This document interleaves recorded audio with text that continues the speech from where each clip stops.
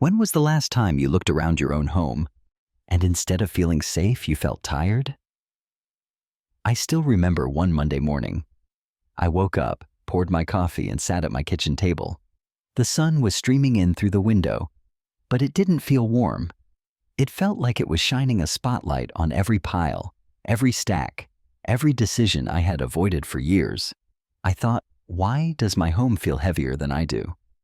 And here's the twist. It wasn't because I was messy. I was organized enough.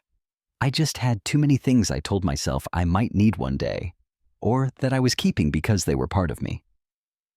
But the truth? They were weighing me down more than they were lifting me up. If you're over 60, you might know this feeling well.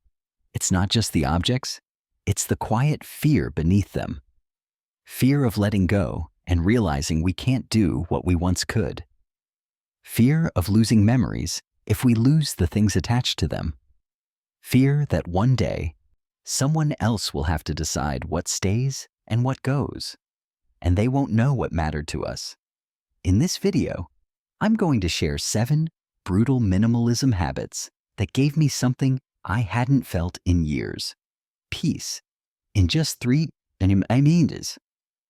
These aren't about fancy bins or extreme purges. They're about making honest, loving choices for the version of you who lives here now. And if you stick with me to the very end, I'll share the single most surprising habit, the one I almost skipped, that ended up making the biggest difference of all. Before we begin, I'd love to know, where are you watching from, and how has your relationship with your home been lately? We read every single comment, and your story might be just what someone else needs today. All right, let's start with the first habit. It sounds small, but it might just be the shift that stops overwhelm before it even begins. Step 1, the one decision, one direction habit. Do you touch the same item 5 times before deciding what to do with it? That shirt that keeps moving from the chair to the bed to the laundry basket and somehow back to the chair again? Or that unopened mail that's traveled from the kitchen counter to the dining table to the top of your nightstand? This habit stops that cycle cold. The rule is simple. Every time you pick up an item, you decide its fate right then, and you follow through immediately. No setting it down just for now. No telling yourself, I'll deal with it later. If it's trash, it goes straight to the bin. If it belongs in another room, you walk it there. If it needs to be donated, it goes into the donation bag right now. When I first tried this, I started small, just my desk. I found an old phone bill from 2 years ago. My first instinct was to set it aside to shred later. Instead, I shredded it right then.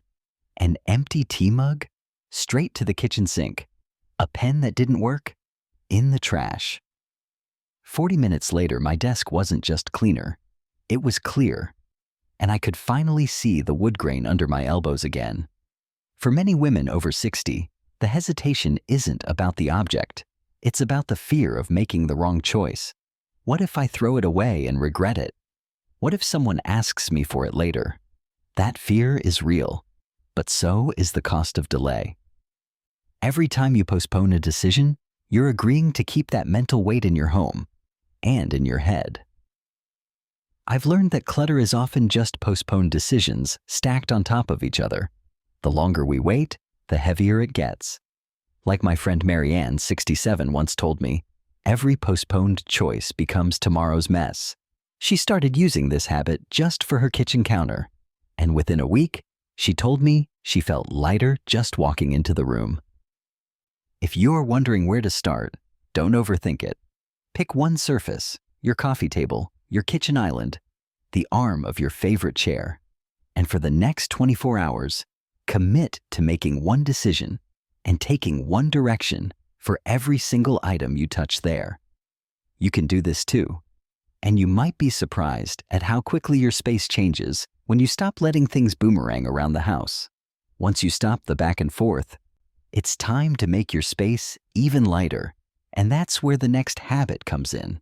Step 2, the half is enough rule. What if you cut everything you own in half? Not little by little, not one day when I have time, but today, right now. The idea sounds bold, maybe even reckless, but it's one of the fastest ways to reclaim space and energy. You start with just one category: shirts, mugs, wheels, anything you tend to accumulate, and you make the decision to reduce it by 50% immediately.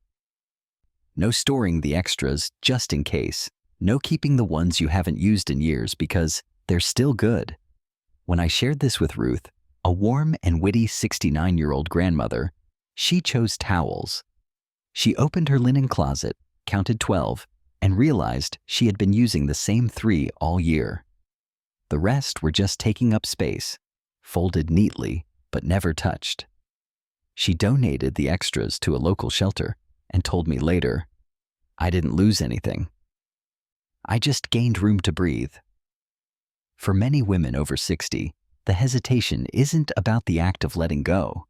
It's the fear of being unprepared. What if I have guests? What if something unexpected happens? But here's the truth. In most cases, that emergency never comes. And if it does, solutions are always closer than we think. A neighbor's spare, a quick store run, a borrowed item from family. Meanwhile, the cost of keeping the extras is daily. More to wash, more to fold, more to store, more to dig through when you're looking for the ones you actually love. In my own experience, having a category is like turning down the background noise in your home. You start to see the things you truly value, and everything else stops demanding your attention. As Ruth told me, half is enough. The rest is just noise. If you're ready to try, pick one small category today. Lay it all out, keep only your top half, and let the rest go.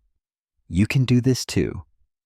And once you've felt that instant relief, you'll be ready for the next habit, where we start making change happen even faster. Step 3. The 30-minute dump. Could you change a room in half an hour? Most people think you need a whole weekend to see real progress, but that's just not true. The 30-minute dump is about creating visible change quickly, without giving your body or your mind time to lose steam. Here's how it works. Set a timer for exactly 30 minutes.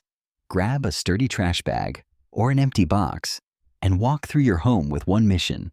Remove anything you are absolutely certain you don't need or want. No deep thinking, no maybe later piles. If it's an instant no, it goes straight in the bag or box. I did this once in my own living room on a Thursday morning. I started with the end tables, then the bookshelves, then the coffee table. By the time my timer went off at 25 minutes, I had 2 full bags ready to go, one for donation, one for the trash, and I hadn't broken a sweat. The fear many people over 60 have is that a short session isn't worth it, that you need a big cleaning day to make a real difference. But that thinking keeps you stuck, because big cleaning days require big energy, and big energy doesn't come as often as we'd like. The truth is, 30 minutes is enough to create momentum, and momentum is what makes the next 30 minutes, whether tomorrow or next week, feel possible.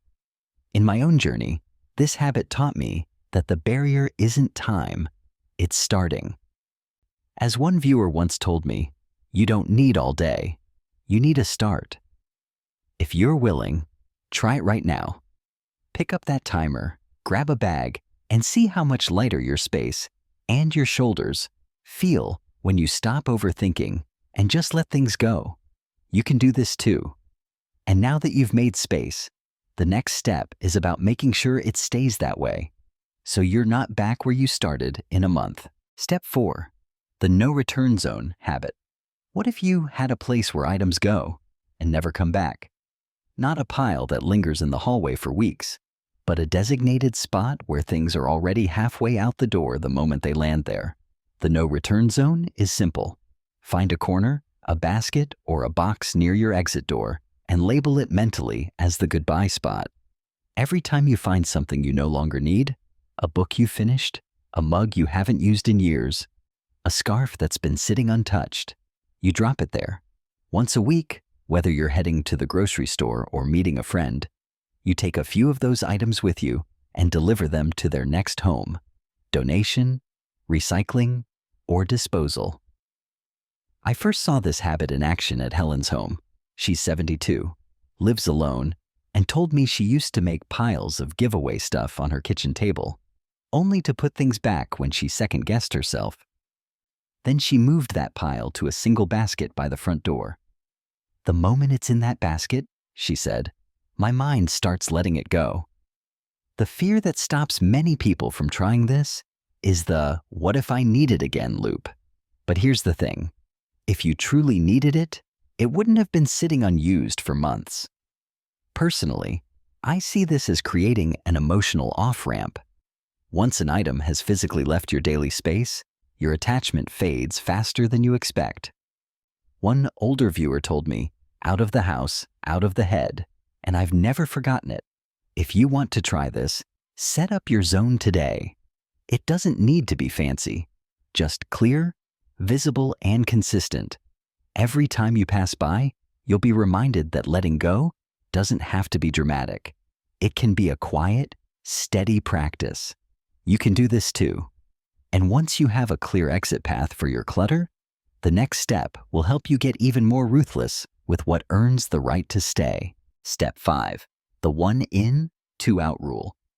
What if every new thing cost you 2 old ones? Imagine your home as a living space with doors. One for items coming in, one for items going out. Most people only think about the indoor. That's why closets get stuffed, kitchen cabinets overflow, and drawers can't even close. The 1 in 2 out rule flips that. Every time you bring home something new, a sweater, a mixing bowl, a book, you choose and remove 2 items you already own. No exceptions. No, I'll do it later. When I started this with my books, it was almost painful. I love reading, but I realized my shelves were crammed with stories I had already lived through, so I made the deal. If I bought a new book, I gave away 2 I had finished.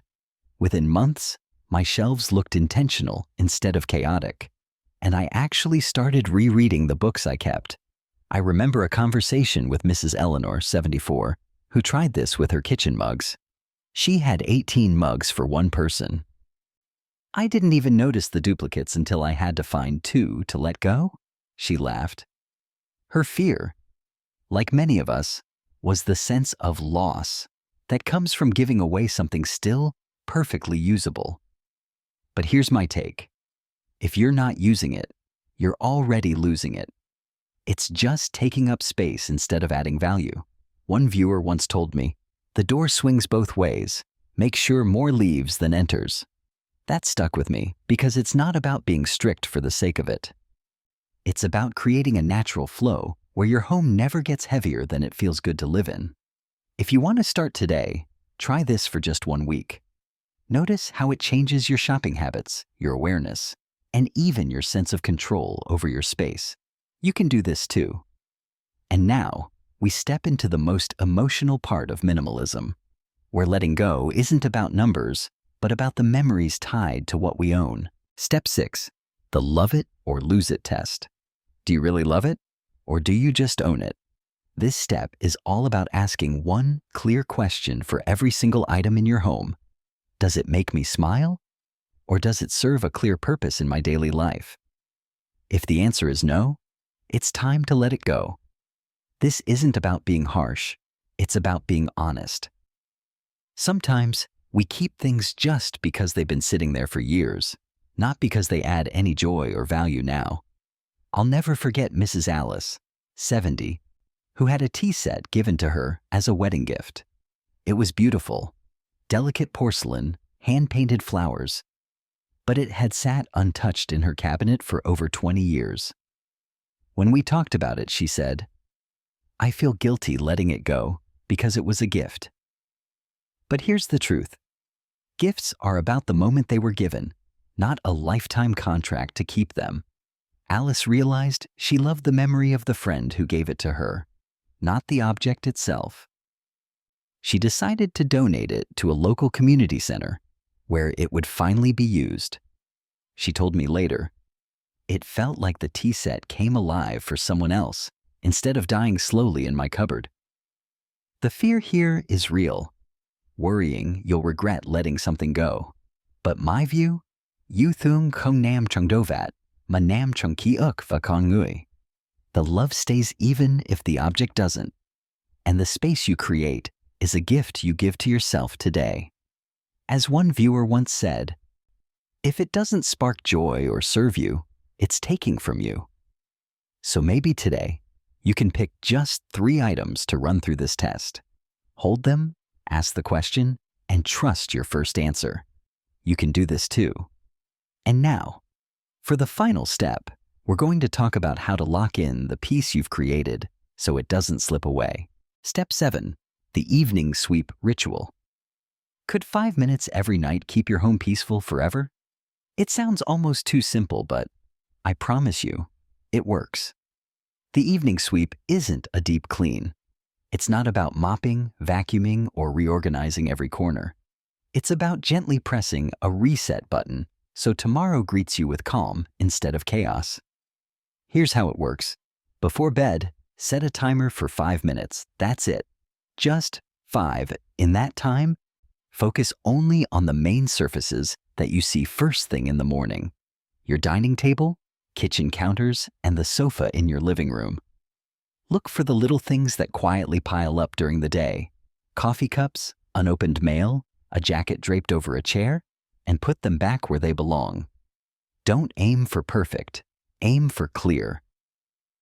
I began this habit on a night when I was utterly exhausted.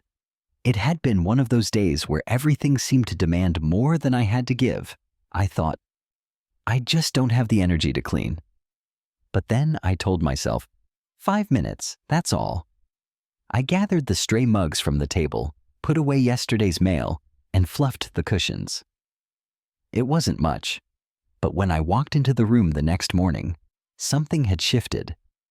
Instead of feeling like I had to catch up before my day even began, I felt invited in. Like my home was saying, "Good morning, I'm ready for you." For many people over 60, there's a quiet fear that if they can't keep up with the little things, they'll lose control over the bigger picture. I've heard it in emails and seen it in the eyes of friends my age. The dread of waking up to mess that feels heavier than your energy. That's why the evening sweep matters. It's not about doing more work at the end of the day. It's about giving a gift to your future self. Think of it as tucking your home into bed so it can wake up rested and ready, just like you. Mrs. Carroll, 74, who has been watching my videos for years, once told me, "Tomorrow's peace starts tonight." And she's right. She said that before the evening sweep, she'd start each morning feeling already behind. Now, she wakes up to a kitchen counter she can use immediately, a table ready for breakfast, and a living room she can actually relax in. She told me, "It feels like I'm stepping into a life that's already saying yes to me." If the idea of 5 minutes still feels like too much, remember, you're not committing to perfection. You're committing to a small act of kindness toward yourself. No scrubbing, no reorganizing the closet, just clearing the little things that stand between you and a peaceful start to your day. Maybe tonight, you could try it. Set the timer. Put on soft music. Let it feel like a ritual, not a chore. When you wake up tomorrow and see those clear surfaces, you'll understand why this habit is worth keeping. You can do this too. And as we move toward the end of our journey together, take a slow, deep breath. Because what you've created over these 3 days isn't just a home that looks better. It's a home that feels like it's on your side. And that is the real peace minimalism is meant to give you. You don't need 3 exhausting days, my friend. You just need 3 days with intention. That's the truth I wish someone had told me sooner. This journey wasn't about working harder or proving you can still push yourself to the limit. It was about choosing, with care and kindness, how you want your home to feel, and taking the steps that get you there without draining your spirit. You're not stripping your home of life. You're clearing space so it can breathe with you again. So it can carry the weight for you instead of you carrying the weight of it. When we let go of the extra, we make room for what matters. The light through the window in the morning, the chair that's always ready for you, the table that welcomes a cup of tea and a friend's story. If one of these habits spoke to you today, I'd love to know. Which one will you start with? Share it below. Your voice here isn't just a comment. It's a light for someone else who might be feeling overwhelmed right now. And if no one has reminded you lately, you're not behind, you're not failing. You are right on time. You're ready. You can do this too. Until next time, be kind to your space and even kinder to yourself.